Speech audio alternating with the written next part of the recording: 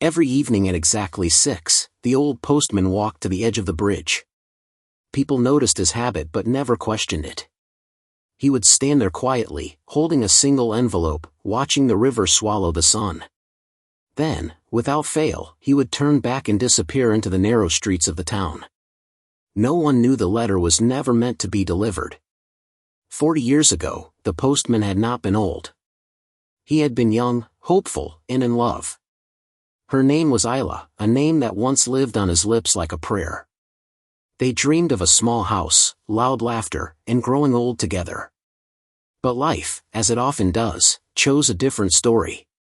On the day he was supposed to leave town for work, they argued. Words, sharp and careless, were thrown like stones. Pride stood taller than love. He left without saying goodbye. That same night, Isla wrote him a letter. She poured her heart into it, her apologies, her fears, her love. She gave it to the post office herself and asked one thing only. Please make sure he receives it. Fate has a cruel sense of irony. The letter landed in his hands. As a newly appointed postman, he recognized her handwriting instantly. His heart raced. But fear whispered louder than hope. What if the letter held anger? What if it was goodbye forever? I'll read it tomorrow, he told himself. Tomorrow never came. The next morning, news spread like wildfire. Isla had died in an accident near the bridge. The letter remained unopened, trembling in his pocket like a living thing. Years passed. The town changed. People left. New faces arrived.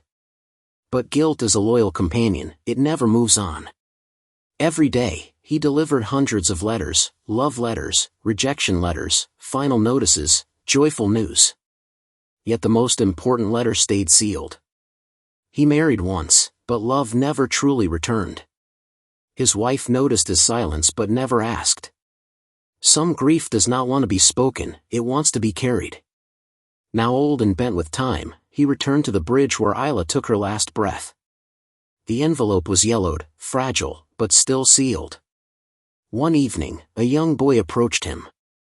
Sir, the boy asked softly, why do you come here every day? The old man smiled, a tired, honest smile. Because some letters, he said, are too heavy to deliver. That night, for the first time in 40 years, he opened it. Inside were only a few lines. If you are reading this, it means you still care. If you still care, it means love did not lose. Come back. Even if you are late. The old postman folded the letter gently. For the first time, he cried, not from pain, but from release. The next day, he did not come to the bridge.